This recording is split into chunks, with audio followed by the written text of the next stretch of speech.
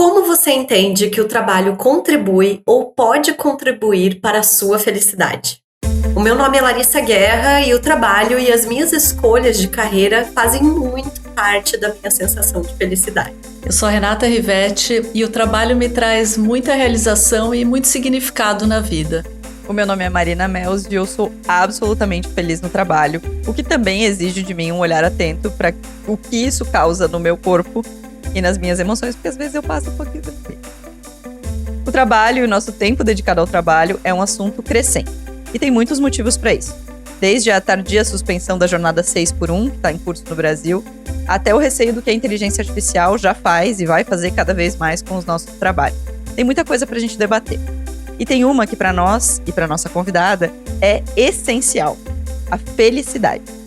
Hoje nós vamos conversar sobre a nossa relação com o trabalho com a Renata Rivetti, que é uma das mentes mais brilhantes que a gente vê conversando sobre isso de uma maneira muito lúcida e muito calma. Então, boas-vindas ao Donas da Porra Toda. Donas da Porra Toda. De uma coisa nós temos certeza: você, assim como nós, está cansada. E tem muita coisa que justifica esse nosso esgotamento. Certamente passa pela nossa disponibilidade constante, o tempo de tela, os 1000 pratinhos que a gente tenta sempre em vão equilibrar e mais performance do que nunca. E passa tudo isso, claro, inevitavelmente pelo trabalho. É certo que nós nunca fomos tão simbióticas com a nossa vida profissional. Conceitualmente, já que a gente se apresenta falando o que a gente faz no trabalho, e tem o nome da empresa como um segundo nome, nós somos a Marina e a Larissa do Donas, mas também operacionalmente, na medida em que a gente leva o trabalho para todos os lugares, no melhor dos casos só com o grupo da firma no WhatsApp e no pior dos casos sendo encontrada em todos os momentos, inclusive os mais inapropriados e os mais íntimos. E por isso, talvez, falar sobre felicidade no trabalho nunca foi tão urgente. Para nossa sorte, podemos refletir sobre isso a partir da perspectiva da Renata Rivetti.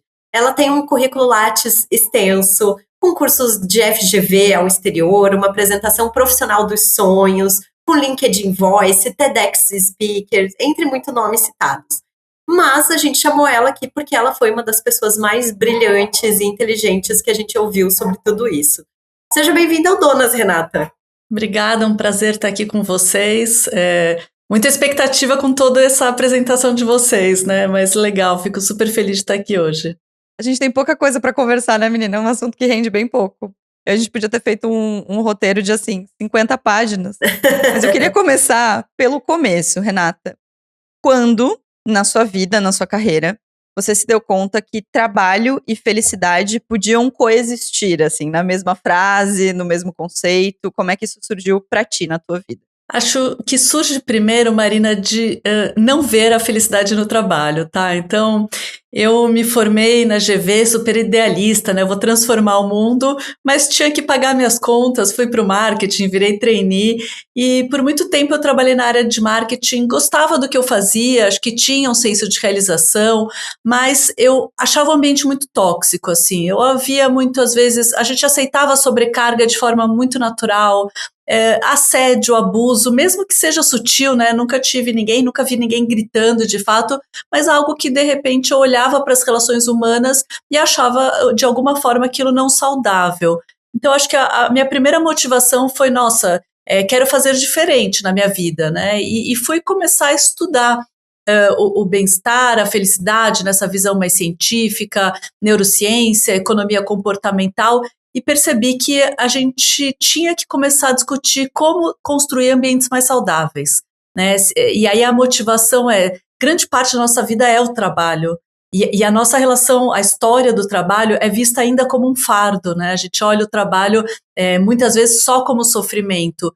Mas, quando eu olho meus avós, eles conseguiam se desconectar. Não existia o dia infinito que vocês duas falaram, né? Então, a gente passa de grande parte no trabalho, e se não somos herdeiros, aí tem essas 100.000 horas da vida trabalhando.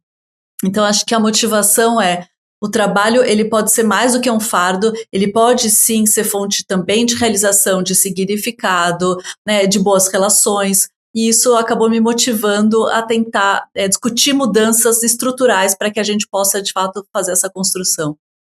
Tá, Renata, assim, pensando em tudo isso, o que significa ter um trabalho que traga alguma felicidade? Por muito tempo, a gente pensou que felicidade no trabalho dependia do que o recursos humanos me oferecia, né? Então a gente pensava muito em salário, benefícios ou até o ambiente bonito. E a gente começa a entender que todo mundo, isso são fatores higiênicos que são super importantes. Se eu não tenho o salário pago em dia, se eu não tenho benefício, se eu não tenho bônus, eu vou reclamar. Então, de fato, isso, eu diria que isso, de fato, são as necessidades básicas. Mas isso não garante que alguém acorde motivado e engajado. Então, quando a gente olha um pouco mais o que é a felicidade no trabalho, num viés mais científico, eu acho que são dois grandes aspectos e hoje eu acho que tem um terceiro que é importante para complementar e ser a base. Mas o primeiro deles é o trabalho, né? A gente gostar do que faz, se sentir realizada, ter um senso de significado, de fato olhar para o trabalho e sentir um desafio que eu consigo alcançar, que me traz esse sentimento de realização. Então esse é o primeiro aspecto super importante.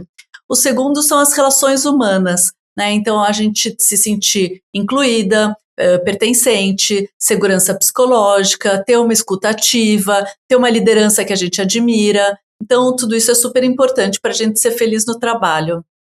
E o terceiro aspecto, que para mim hoje é uma discussão da gente como base de sociedade, é qualidade de vida. A gente olha que ninguém mais quer viver só para trabalhar e, de fato, hoje o celular faz a gente estar disponível para o trabalho 24 horas.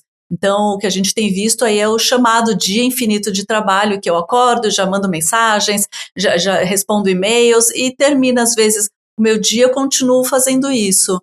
Então, eu acho que hoje falar sobre... E aqui não é nem balanço, né, equilíbrio, porque não vai ser nunca 50-50, mas é o trabalho estar harmônico na nossa vida, a gente ter tempo de descanso, a gente ter tempo de lazer, a gente ter tempo, de fato, para a nossa vida pessoal, sem que o trabalho esteja sendo aí um ofensor, né, nesse tempo. Então, a gente, no final, o que faz a gente feliz é o trabalho, as relações e a própria qualidade de vida.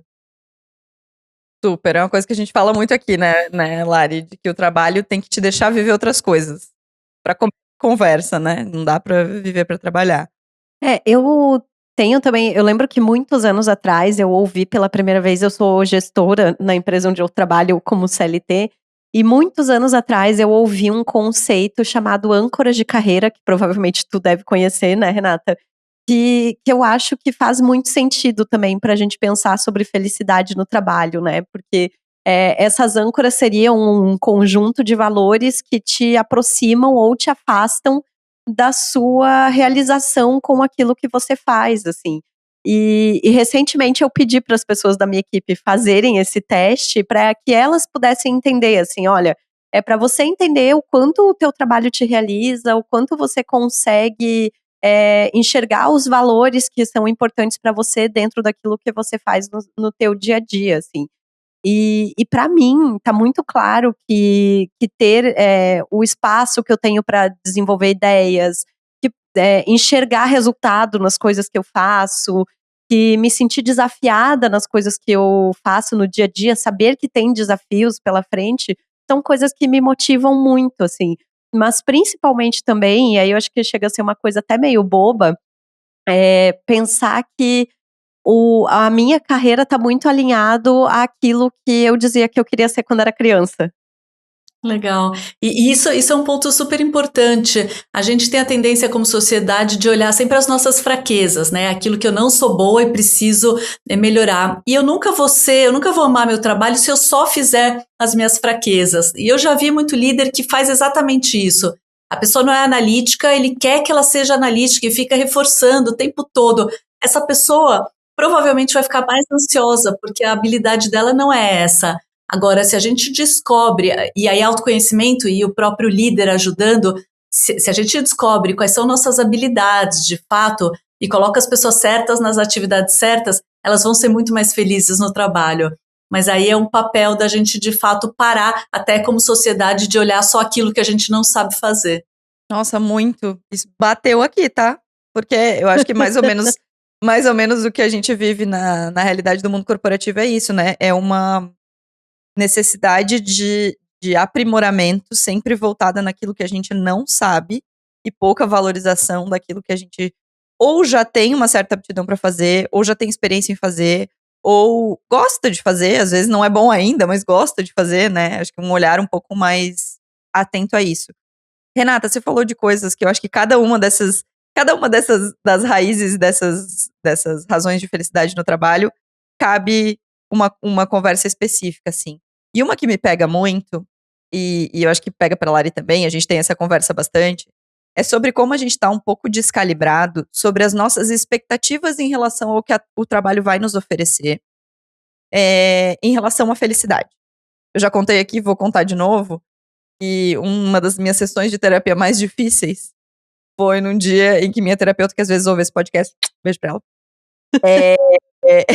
ela me falou: Marina, é muito curioso como você às vezes espera que o seu trabalho te entregue remuneração, mas também um senso de felicidade, um senso de pertencimento, uma alegria bizarra, uma realização maluca, uma dopamina constante.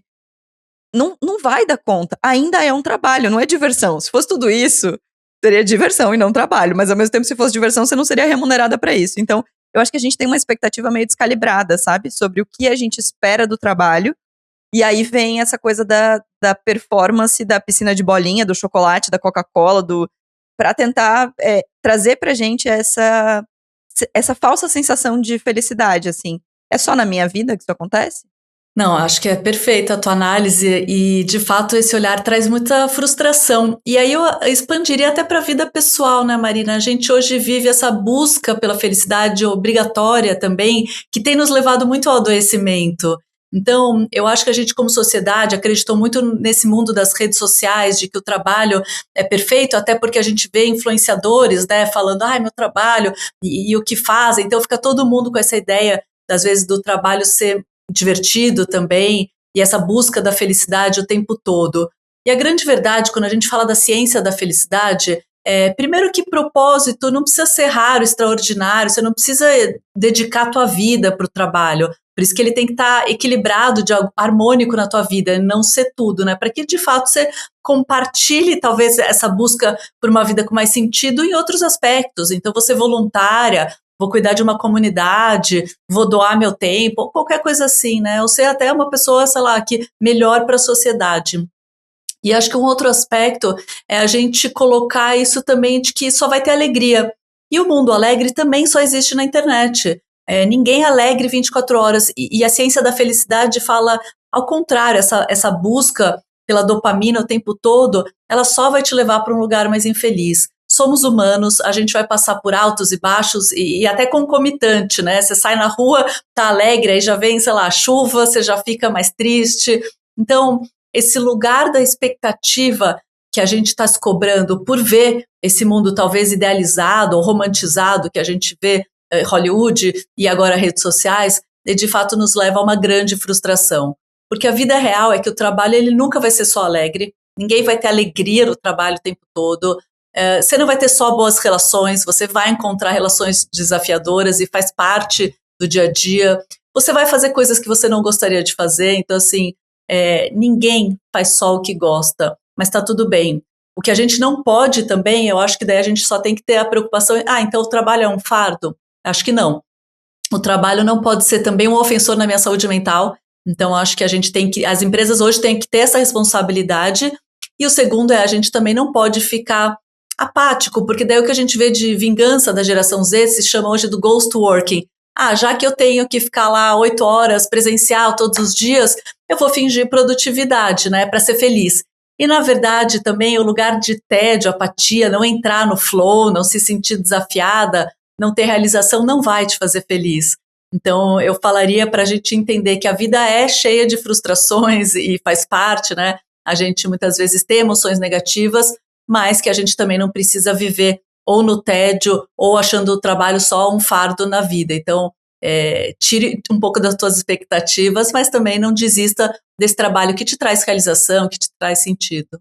A nossa tolerância à frustração é baixa em tudo, né? A gente falou isso num episódio que não tinha nada a ver com esse assunto aqui, que era um episódio sobre relacionamento, né? Sobre essas novas paixões, essa dificuldade da criação de intimidade, também mora no mesmo lugar, no fim das contas, no mesmo lugar da nossa relação com o trabalho, né? Tudo tem que ser muito legal o tempo inteiro, muito legal, muito rápido, muita realização e até o paradoxo da escolha que a gente vive hoje, né? Então, assim, desde as relações até o trabalho, parece que tem tanta coisa que eu nunca me sinto satisfeita, né? E a gente está nessa busca incessante, como sempre vai ter algo melhor.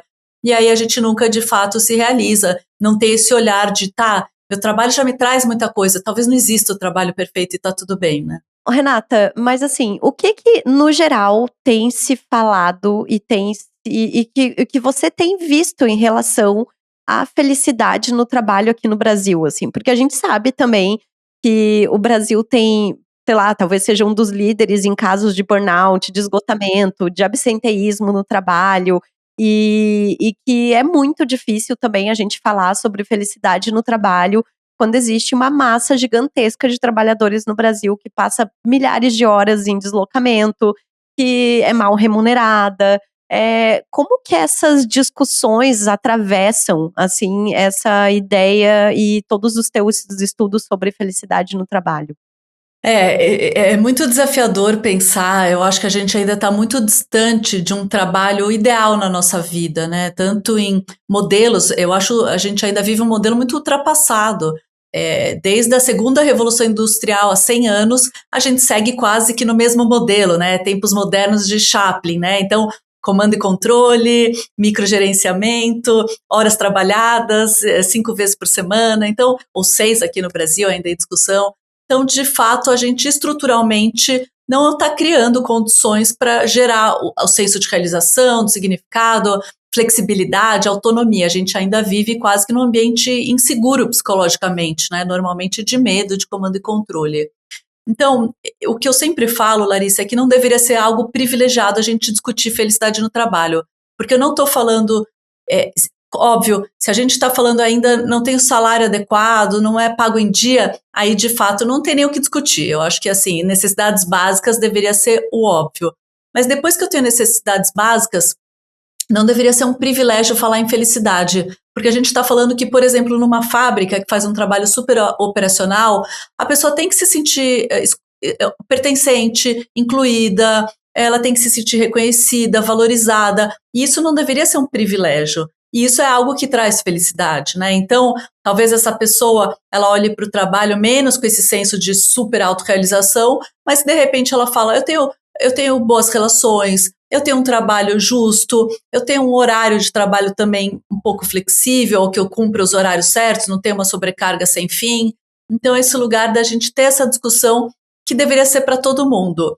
Aí, se você perguntar a realidade, né, empresas estão genuinamente investindo nisso? Acho que ainda muito pouco, sendo super sincera, assim. Algumas empresas que eu vi que fizeram mudanças super estruturais, e eu sempre cito a MOL Impacto, não sei se vocês conhecem a MOL. Uhum. A MOL é uma empresa super legal, assim, se você compra numa farmácia ou na Pets, Cobase, no final eles te oferecem, quer mais R$5 para você levar um livrinho, né, que ajuda uma ONG? Então elas têm esse trabalho. Elas vêm crescendo muito, eu falo elas porque a maioria é uma liderança feminina, uma fundadora também, e elas fizeram mudanças estruturais. Então hoje elas têm uma semana de 4 dias, elas têm uma licença menstrual, que as pessoas não precisam falar, né, pegar atestado para tirar 2 dias por mês. Então tem uma mudança aqui já de discutir. Eu acho que é um lugar de direitos e deveres diferente. Eu confio no meu colaborador e elas no final sabem que elas não podem abusar. Então é uma relação de muita confiança, de muita autorresponsabilidade e aquilo funciona bem. Chegar numa multinacional de 10 mil pessoas, 15 mil pessoas, falar todo mundo vai conseguir fazer isso, eu acho que ainda não. Então, como é que a gente vai criando uma cultura que a gente possa, de fato, investir muito mais do que dar um ambiente bonito ou dar um bombom, né na festa? O talento, menina, o talento acaba comigo. Prestígio, já vi também, prestígio, talento. Então, mais do que isso, que a gente possa, de fato, pelo menos trabalhar melhor uma liderança que tenha uma escutativa, que construa segurança psicológica. E eu acho que as empresas ainda estão perdidas no que fazer. Elas reagem muito às normas que surgem no mercado, né? Um pouco ao olhar agora da responsabilidade da NR1, mas ainda muito reativo, né? Sem de fato falar, vamos construir uma cultura de bem-estar. E aí a cultura de bem-estar tem que estar em tudo, inclusive em quem eu promovo, em quem que eu estou reconhecendo. E aí eu tenho que olhar, será que eu estou reconhecendo a pessoa que responde o WhatsApp às 10 horas da noite, ou eu entendo que eu estou reconhecendo por entregas, né, por virtudes, até por atitude. Então, eu acho que a mudança, ela precisa ser muito grande e a gente ainda está engatinhando demais. Eu queria falar um pouco sobre essa coisa da gente. Você falou da valorização da pessoa que responde a mensagem às 10 da noite. Eu acho que é um tema muito. Que também faz muito parte da nossa vida, assim, né? A valorização do workaholic, o você dizer hoje eu tenho tempo pra conversar com você, é tipo, mas você tá desempregada, linda? Tá te faltando cliente? O que tá acontecendo? Porque a gente não tem essa coisa do poder dizer que está com tempo, né? E aí, puxando esse gancho do tempo, tá se discutindo no Brasil a escala 6x1, mas você está sempre um passo à frente, muito maravilhosa, é embaixadora no Brasil do projeto da escala 4x3, que era a ideia inicial da Erika Hilton, né? O projeto começou com essa abordagem, depois se entendeu que talvez o primeiro passo importante fosse garantir a 6x1 para todo mundo, mas eu acho que talvez no meu olhar um pouco ignorante, eu ainda vejo a 4x3 quase como um oásis, assim, sabe? Quase como uma coisa tão distante da realidade que para 6x1 já foi muito difícil. Aí para 5x2 vai ser muito difícil. E aí a 4x3 me parece tão distante assim. É um oásis ou não? Não, acho que você está certa. Eu acho que é muito distante. A ideia do projeto, ela surge como um projeto de produtividade na Nova Zelândia, de um empresário que vê que a gente perde muito tempo no dia a dia. Então, vários estudos mostram que hoje a gente vive uma pseudoprodutividade. Estamos super ocupadas, eu acho que vocês sentem isso, mas nem sempre super produtivas. Qualquer empresa que eu chego, né, assim, tem muita reunião. Tem muita reunião. Quantas delas são inúteis? E aí todo mundo, né? Aquele meme, podia ter sido um e-mail, podia ter sido uma ligação. Então, de fato, hoje a gente vive uma grande improdutividade, uma grande ineficiência. Então, o projeto ele surge para isso, para rever processos, para usar tecnologia, para melhorar as reuniões, melhorar a comunicação e poder, no trabalho intelectual, principalmente, trabalhar numa escala mais curta. Para um trabalho intelectual, eu acho que é totalmente possível trabalhar menos do que a gente trabalha hoje, ou pelo menos menos engessado, sabe, Marina? Eu nem acho que seja escala 4x3, eu acho flexibilidade, não precisa ser todo dia igual, da mesma forma, e ir para o escritório presencial 5 vezes por semana. Acho que tem um modelo híbrido que funciona super bem, acho que tem um modelo de dar um pouco de autonomia para as pessoas, e acho que a grande mudança de chave que tem que ser feita é parar de cobrar só horas e disponibilidade das pessoas e cobrar entregas. Então, nas empresas que fizeram o piloto com a gente, todas de conhecimento, né, então assim, contadores, advogados, publicitários, então, todas elas conseguiram entender que existe um grande desperdício de tempo no dia a dia, e elas perceberam que era preciso de muita intenção para fazer as mudanças, e aí elas perceberam que dava para fazer e foi ótimo, né? O modelo, eu acho que nem precisa ser mesmo 4, mas é possível chegar nesse lugar da gente trabalhar menos, mas trabalhar melhor. Então, isso eu acho que deveria ser uma discussão que a gente não poderia perder. Acho que ainda estamos, inclusive, longe dessa discussão. O que eu vejo ainda é um modelo assim, não sabemos o que fazer, estamos perdendo eficiência, não estamos produtivos, volta para o comando e controle, para o microgerenciamento, presencial todos os dias, para a gente estar se olhando. Uhum. Então, eu acho que é isso. Ao mesmo tempo, daí eu cito o caso da Isabela Raposeiras, que é o Coffee Lab, né, fundadora do Coffee Lab, uma empresária que quer ganhar dinheiro e que está fazendo a escala 4x3 no comércio, né? Ela é um café. Ela tem hoje o coffee fica aberto, acho que 5 vezes por semana, um horário comercial, e o time dela, ela colocou uma escala 4x3 trabalhando 40 horas por semana. Então, eles trabalham 4 dias de 10 horas e eles preferem isso do que, né, as 8 horas por dia. O que ela falou eles conseguem descansar mais, eles chegam muito mais preparados, eles estão vendendo mais, estão mais engajados, vestem melhor a camisa do lugar. Então, assim, ela percebeu um ganho e ela tem aumentado o faturamento nesse modelo. Mas, claro, né? Com 50 funcionários, diferente, de repente, de novo, que eu cito, né? Grandes empresas.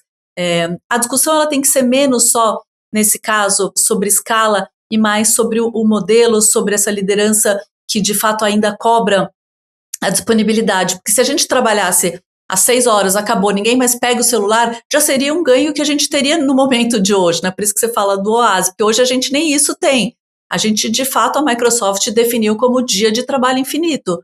A gente dorme com o celular, acorda com o celular, tenta ser multitarefas, faz tudo junto e no final estamos perdendo cognição, atenção e produtividade. Então, o impacto é negativo em saúde mental, mas é também em resultado.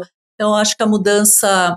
No Brasil, eu torço para a gente ter discussões mais estruturais, porque chega uma hora que precisa também, mas que a gente possa ter discussões dentro das organizações de vamos testar novas coisas, vamos discutir o futuro do trabalho, tem IA, o mundo é híbrido, globalizado, como é que a gente segue fazendo igual uma fábrica de 1920? Eu quero dar mais um exemplo antes da gente ir para o próximo assunto, Lari, que é de uma empresa que a gente admira muito e talvez Renata não conheça, então vou fazer essa publi aqui. Para a galera e também para a Renata, que é uma empresa de 2 ouvintes do Donas, 2 apoiadoras do Donas, da Bel e da Jana, que chama A Brasileira, que é uma marca de souvenirs aqui de Florianópolis. E elas têm tantas estratégias de gestão muito incríveis, não só a 4x3, mas uma estratégia de uma gestão completamente horizontal, elas são empreendedoras que entenderam que produtividade não é presença. E eu acho que quero só abrir uma caixinha aqui bem rápida, assim, para quem está ouvindo, que talvez seja empreendedor. Eu acho que se para o colaborador, funcionário, produtividade e presença e estar lá e ficar mexendo o mouse, né, é muito cobrado, para o empreendedor isso bate de um outro lugar, que é a sensação de estar trabalhando, é a sensação de estar sentado no escritório olhando. E assim, a gente é muito improdutivo, a gente é muito procrastinador, porque a gente quer cumprir aquelas horas. Porque a gente tem uma dificuldade de lidar com a autonomia quando você é empreendedor, porque daí não tem nenhum comando e controle. Comando e controle é o boleto, né? Mas assim, é muito clássico, eu converso com muitas empreendedoras que estão começando, e sempre que a gente conversa sobre isso, o papo delas mas eu preciso trabalhar 8 horas por dia, mas eu preciso trabalhar 10 horas por dia, mas eu preciso... E aí eu sempre faço essa pergunta, cara, mas você tá trabalhando? Quantas vezes você abre o Instagram no trabalho? Né? Exato. Sabe? Quantas vezes você fica pesquisando, de repente você tá vendo a plástica da Anitta, e não é trabalho, você não tá trabalhando. Então talvez esse tempo, ao invés de ficar olhando pra plástica da Anitta, as notícias do mundo, o Instagram de quem você gosta, fazendo qualquer coisa, vai pra rua. Anda, olha pro céu, faz qualquer outra coisa, e quando você voltar, seja mais objetiva, volta e sabe? Mas aí tem a culpa de não estar trabalhando, de às vezes eu poder resolver em 4 horas o que eu, num trabalho convencional, num trabalho em que eu tenho um líder, ficaria... Assim, eu acho que tem outras... São crenças, camadas, né, Marina, que a gente carrega mesmo, e a gente acreditou nesse modelo. Então, na própria semana de 4 dias, as empresas que começaram o piloto, alguns colaboradores relataram no começo assim, me sinto culpado, e será que eu vou parecer que eu sou um vagabundo para o meu filho? Então, uma preocupação muito como se ficar no escritório 8 horas, 5 vezes por semana fosse um modelo de sucesso. E responder mensagem às 10 horas da noite ou qualquer coisa assim, ou final de semana está disponível. Então, hoje o que a gente percebe, a neurociência mostra, primeiro que você não tem cognição infinita, atenção infinita. Então, essa ideia de sair de uma reunião, entrar em outra, faz sei lá o que, você não está fazendo direito. Então, esse lugar da gente, de fato, olhar com mais eficiência e mais produtividade. E eu sempre falo, até na vida pessoal, algum pratinho vai escorregar, então faça escolhas, priorize também, veja o que você realmente tem que investir seu tempo e, né, porque senão você fica só 8 horas lá, muitas vezes procrastinando e achando que aquilo está compensando, né, o que você precisa fazer. Renata, e olhando para tudo isso, esse contexto de 4x3 e de lutas e de felicidade, a gente ainda tem um outro tópico que é muito importante quando a gente pensa em trabalho, felicidade e realização, que é o papel da tecnologia nos nossos trabalhos. Existe alguma boa notícia em relação a isso? Porque assim, o que eu tenho visto, e assim, eu trabalho numa redação jornalística, né, que é um ambiente extremamente suscetível a mudanças tecnológicas e que precisa estar o tempo todo naquela sensação de que a gente é o ratinho correndo ali, né, dentro da roda. Como que a gente lida com tudo isso, com essa pressão por se adaptar a essas tecnologias e como que a tecnologia pode ajudar a gente a ser mais feliz no trabalho? Perfeito. A gente vê, em 1930, o economista Keynes falou que em 2030 a gente trabalharia 15 horas por semana por causa da tecnologia, né? E Eu Bill queria tanto, moço. Ele- Meninos, se Olha, soubesse. ele acertou na evolução da tecnologia. Bill Gates falou recentemente também, a gente poderia trabalhar 3 dias por semana. Então, quando a gente pensa que a IA pode tirar o operacional, repetitivo, pode facilitar várias coisas, né? Análises que a gente perdia tempo. Então, eu acho que hoje a IA poderia, de fato, ser um grande parceiro para que a gente reduza tempo, não vou falar inútil, mas pelo menos operacional e repetitivo, e foque naquilo que é importante do ser humano. O estratégico, o criativo, o pensamento analítico, né? Então, é muito mais do que simplesmente fazer o operacional. Então, eu acho que a gente tem a possibilidade de ganho. 2026, o que a gente vê é as empresas ainda não conseguiram implantar e escalar a IA, e o que elas estão fazendo é todo mundo tem que ter o seu agente de IA, até final de 2026, todo mundo vai ter que ter criado, sei lá, alguma coisa. Isso tem trazido uma grande ansiedade, porque a pessoa entra nessa, né, nossa, preciso acelerar meu conhecimento, começa a fazer qualquer curso, sai fazendo aí qualquer coisa e se sente muito ansiosa. E o segundo é a sobrecarga, porque a pessoa ainda não está sabendo usar para substituir de fato o que pode substituir, e aquilo só está trazendo mais um trabalho. E muitas vezes ela fica lá a noite inteira tentando fazer alguma coisa. Então, num olhar otimista, eu acreditaria que a IA vai nos ajudar para trabalhar melhor, né? Mas eu acho que a gente ainda está muito longe disso, e as empresas estão com essa meta de que tem que implantar e ponto, como elas fazem muitas vezes para muita coisa, né? Tem que fazer e ponto. O problema é, se não muda processo, se não muda cultura, não é implantar a IA, né? Dar a ferramenta para a pessoa, porque sozinha, de fato, ela não vai conseguir. É redesenhar tudo isso, e é algo que eu tenho discutido, porque a semana de 4 dias era sobre redesenhar o trabalho, não é sobre tirar a sexta, né? Não é o quintou. Eu sempre falo, para dar certo e para hoje a Mall Impacto ter implantado de fato, oficializado a semana de 4 dias, elas reviram todos os processos, elas melhoraram a comunicação, elas tiraram as reuniões inúteis do dia a dia, elas usaram a tecnologia. Então eu acho que esse redesenho do trabalho dá trabalho, e aí muitas vezes a gente não faz a parte importante, e aí pula etapas, e aí se sente mais ansioso, mais sobrecarregado, impacta mais negativamente a nossa saúde mental. Maravilhoso. É isso. Acho que o que a gente sente sobre IA é meio isso, né? Tem que fazer, tem que fazer, tem que fazer. Mas como? Mas de que Sim, forma? e por quê, Mas né? porque e qual padronização a gente vai trazer para isso, assim, sabe? É meio que um usa cada ferramenta, um faz de um jeito, outro faz do outro, não tem processo, e aí E qual o sentido, né, também? Porque eu vejo muita gente usando sem fazer o menor sentido e sem fazer nenhuma reflexão, assim, sobre o uso. Exato. Então, é bem como você falou, é tipo, tem que usar, assim, te vira, sabe? Se isso e faz usando sentido pra ti, não sei. na etapa errada do processo, né? Usando na etapa Tem que inclusive rever eu acho que o principal é o porquê. Tá usando o porquê. Porque tem um processo que é repetitivo e que pode ser automatizado. Perfeito, vamos fazer. Agora, tem que usar porque tem que usar, eu acho que acaba perdendo um pouco o que é importante, né? E aí os processos acabam saindo muito bagunçados. Agora eu quero pegar um assunto antes da gente ir pro final, que eu fiquei passada quando eu te ouvi falando. Sobre o nosso orgulho de nós, especialmente nós, mulheres, de falarmos tanto do quanto a gente ama ser multitarefa. A gente xinga os homens tudo. Que a gente fala que eles não conseguem fazer 2 coisas ao mesmo tempo que a gente que consegue. E a gente tem uma percepção de nós mesmas sobre sermos multitarefa. E eu te vi recentemente defendendo que, na verdade, a gente está um pouco enganado. Queria que você falasse um pouco sobre isso para apaziguar os meus divertidamente aqui, que eles estão nervosos com você, Renata. Esse é um grande mito, e eu ouço muitas pessoas falando de fato com muito orgulho. Eu sou multitask, sou multitarefas, faço tudo ao mesmo tempo, né? E a grande verdade é que hoje a neurociência mostra que não. O seu cérebro, ele faz uma atividade, você já perde a atenção para outra, você vai fazer a outra. Você não faz as 2 coisas ao mesmo tempo, né? A não ser que você seja alguma que tem 0 cognição. Você está caminhando e ouvindo um podcast.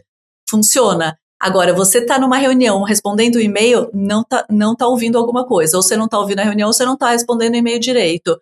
E o que acontece, Marina, e a gente vê isso muito, a pessoa está na reunião respondendo o e-mail. alguém na reunião chama, ela volta a ter atenção para a reunião, não respondeu aquele e-mail, ficou na caixa de rascunhos, termina o dia, ela não manda. Então a gente vai acreditando que está fazendo tudo e não está fazendo. O que a neurociência mostra é mais rápido. Então esse mito de que eu sou multitarefas, ele de fato é um mito, e é mais rápido. Tem um estudo de Stanford que mostrou, se eu faço uma coisa, termino, começo a outra, termino, começo a outra e termino, 40% mais rápido do que tentar fazer junto. Então, o que a gente precisa entender é que se você está de fato lendo duas coisas, ouvindo uma coisa e lendo outra, você não está prestando atenção em alguma. Você vai fazer com menos cognição, você vai fazer com menos atenção. E mais devagar, né? O que é o principal, porque a gente acha que o multitarefas é muito rápido. E então é uma crença que a gente carrega com muito orgulho e que tem nos adoecido. Porque termina o dia, as pessoas falam, eu não sei o que foi discutido naquela reunião, parece que eu estou esquecendo tudo, a gente culpa a perimenopausa, né? Talvez meus hormônios tenham mudado algo, mas na verdade é que o nosso cérebro não foi preparado para esse excesso que a gente vive hoje, né? Tem estudos que mostram que a gente tem 100 mil palavras por dia, a gente entra no elevador, tem uma tela, né? A gente é bombardeado, estamos vivendo a era da infoxicação, estamos intoxicados de informação. Então, a gente precisa aprender, primeiro, a priorizar, talvez não dê para fazer tudo. Segundo, fazer uma coisa de cada vez com foco, você vai ser mais rápida, vai terminar o teu dia melhor, com mais cognição. E implantar ao longo da jornada de trabalho pausas, que a gente também tem culpa, é outra coisa que a gente faz, né? Então eu faço tudo ao mesmo tempo, então na pausa que eu tô, sei lá, indo de uma reunião para outra, eu tô mandando mensagem e eu nunca simplesmente paro. E esse não parar te faz o dia inteiro estar gerando um pico de cortisol que você não recupera, termina o dia exausta, com pouco senso de realização e falando, nossa, nem lembro de nada. E esse é o nosso dia atual. Então, a crença do multitarefas, assim, caminhe ouvindo um podcast se você quiser, mas não esteja lendo um livro, respondendo mensagem no celular. É isso, ela acabou comigo. É isso, acabou, porque chega, acabou esse episódio. Eu gabarito tudo, eu faço tudo isso aí. Eu respondo e-mail em reunião, entre uma coisa e outra eu vou responder. Aí eu acho que eu respondi, não respondi. Tudo isso aí que você falou, eu bingo, tá? Eu bingo. E até te ouvir falar, eu dizia que era porque eu era multitarefa, era uma pessoa muito evoluída. E agora eu sei que eu só me atraso mesmo. Eu te ouvindo, fiquei com a sensação, lembrei daquela teoria sobre correr na chuva. Sabe? De que quando a gente corre na chuva, a gente se molha mais. A gente acha que tá chegando seco, né? E vai estar pior do que caminhar. Eu acho que a sensação da gente querer fazer tudo ao mesmo tempo é correr na chuva. Fique sabe? tranquila que não é só você, tá? Eu acho que é uma doença da nossa sociedade mesmo. Tá, e pra gente puxar pro final agora, Renata, sem sair assim dessa coisa neoliberalista de puxar a responsabilidade pro individual, mas também um pouquinho fazendo isso, o que a gente pode refletir, o que a gente pode avaliar para sermos de fato mais felizes em relação aos nossos trabalhos? Eu sempre falo também, Larissa, assim, a empresa não pode ser mais um ofensor na nossa saúde mental. Então, acho que a responsabilidade da empresa não é fazer ninguém feliz, tá? Mas ela não pode ser mais um ofensor, né? Senão, de fato, o burnout não vem só de um cansaço, vem de assédio, de abuso. Então, se a gente não está falando disso, de que a empresa já não é um ofensor, eu acho que sim, a gente tem uma autorresponsabilidade, tá? E claro, não é buscar a vida perfeita, não é só fazer o que gosta, mas é ter alguns aspectos. Eu falaria que o primeiro deles é descobrir o que a gente de fato gosta, porque às vezes falta autoconhecimento mesmo, né? De o que me motiva, que tipo de desafio que no trabalho eu realmente saio motivada, eu quero realizar. Então, acho que autoconhecimento é super importante.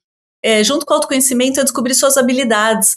Aí tem uma dica, eu falaria o livro da Gallup, Descubra Seus Pontos Fortes, porque ele vem com um teste também, você faz o teste, descobre um pouco quais são suas habilidades, e aí você começa a buscar no dia a dia atividades que tenham mais a ver com isso. Acho que celebrar mais as conquistas também, a gente tem a tendência de, a meta é muito longe, acaba ficando num lugar até de tédio ou apatia. Se de repente eu falo, a meta é longe, mas essa semana eu já evoluí, eu já fiz coisas que, né, eu posso celebrar, então acho que ter esse olhar, sair daquele lugar do que falta e celebrar mais aquilo que já está sendo realizado. Conversar também, ter melhores relações, então parar de ficar esses silos organizacionais ou competição o tempo todo, porque às vezes simplesmente está faltando comunicação, está faltando colaboração. Eu acho que a gente é muito colocado no trabalho para competir, e é a pior coisa, porque não gera segurança psicológica. né? Então nunca vai ser um time de super alto desempenho se a gente está competindo. Então acho que a gente pode tentar buscar esse espaço de comunicação, de melhores relações, rodas de conversa, perguntar como as pessoas estão também, se aproximar das pessoas e também, na medida do possível, do que for possível, também saber dizer não, né? Então, assim, eu lembro que várias vezes eu aceitei sair do trabalho super tarde, tendo um super compromisso importante, mas que eu não tive coragem de falar para o meu gestor na época e que não teria tido problema, sabe? Então, assim, nesse lugar de, será que eu também não posso falar, olha, eu tenho sim médico, ou eu tenho terapia, ou eu tenho um aniversário. Então, a gente também entendeu o que é possível, né, colocar limite. E aí a última coisa eu falaria, cuidado com a disponibilidade constante, isso não te faz um profissional melhor, acreditar que ser workaholic é a melhor forma também não te faz. Então eu acho que é esse olhar de revisitar um pouco, mostrar suas entregas, buscar o reconhecimento, mas não estar disponível 24 horas, ter que responder. Inclusive, eu acho que ter combinados com a liderança de, olha, eu vou entrar num momento de hiperfoco, se for urgente me liga, porque eu não vou ver notificações. Então, são acordos que eu acho que precisam ser feitos e que dependem no final da gente, né? Então, eu acho que é um pouco isso.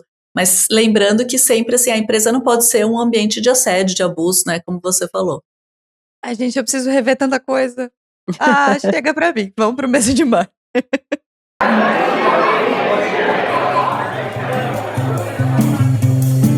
Chegamos então naquele momento pós-expediente na nossa mesa de bar, em que a gente dá risada, desabafa, compartilha tretas e questões de trabalho. Hoje tô rindo da minha própria cara, engraçado.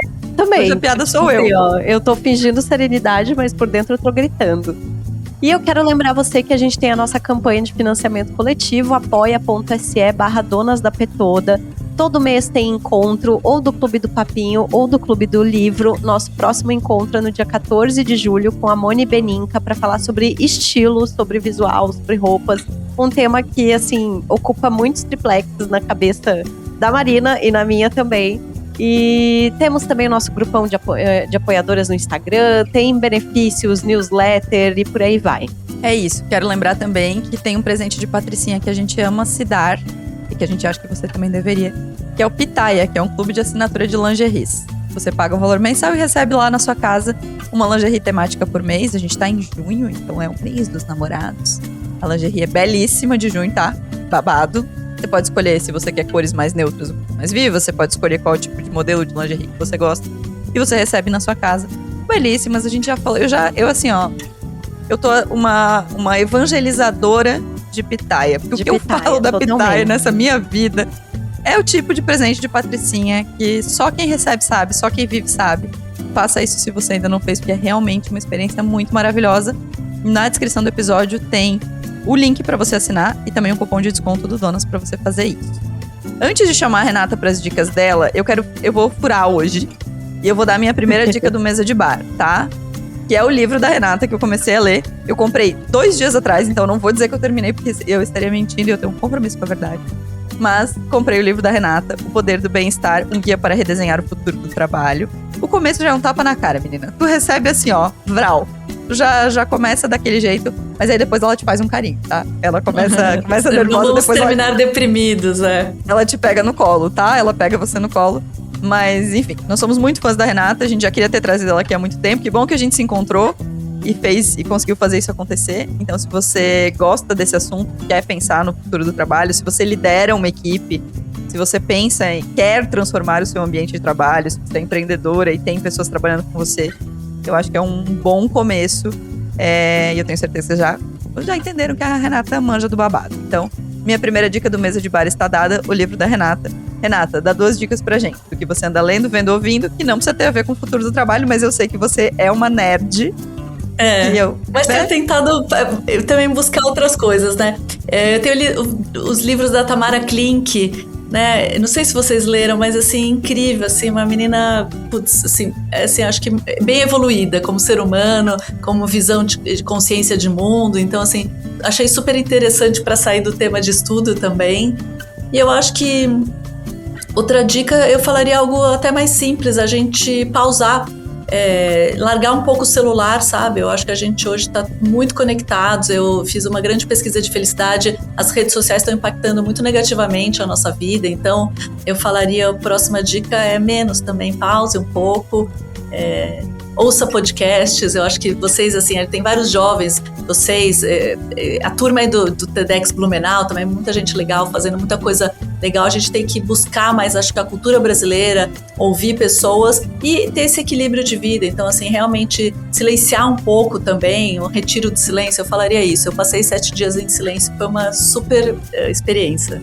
Nossa. Menina, eu quero saber mais. Eu preciso saber mais sobre isso.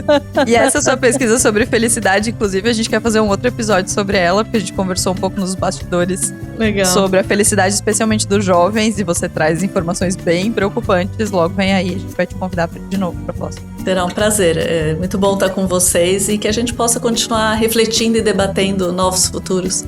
Lari, suas dicas, vai lá. Eu quero indicar Toy Story 5, gente. Tá no cinema, sabe? Eu sou muito fã da franquia toda de Toy Story, assim. Eu acho que me pega em questões muito emocionais. E aí eu fui numa cabine de imprensa assistir e alguns colegas jornalistas, pessoas mais sérias do que eu, falaram, porque o filme é repetitivo, porque não sei o quê, porque bababá. Não me interessa. Eu amei, eu chorei, eu ri, eu me diverti muito. E eu acho que também o filme tá super conectado, né? Porque agora a proposta do filme é falar sobre o uso de tecnologia por crianças, assim, né? O uso de telas e como o uso de telas modificou o espaço pro lúdico, pra socialização, etc. E aí fala sobre questões de abandono, sobre nostalgia. Então é muito bonitinho, assim. Eu saí assim, depois ainda tive que trabalhar, assim, sabe? Como trabalha? Outra coisa que eu estou fazendo muito neste momento é ver jogos da Copa do Mundo. Assim, eu estou me alienando fortemente, completamente chateada pelo fato da Copa não ser somente no México, que por mim deveria ser só lá, assim, porque eu acho que ia ser uma loucura. Talvez a humanidade não estivesse preparada para o nível de loucura que seria.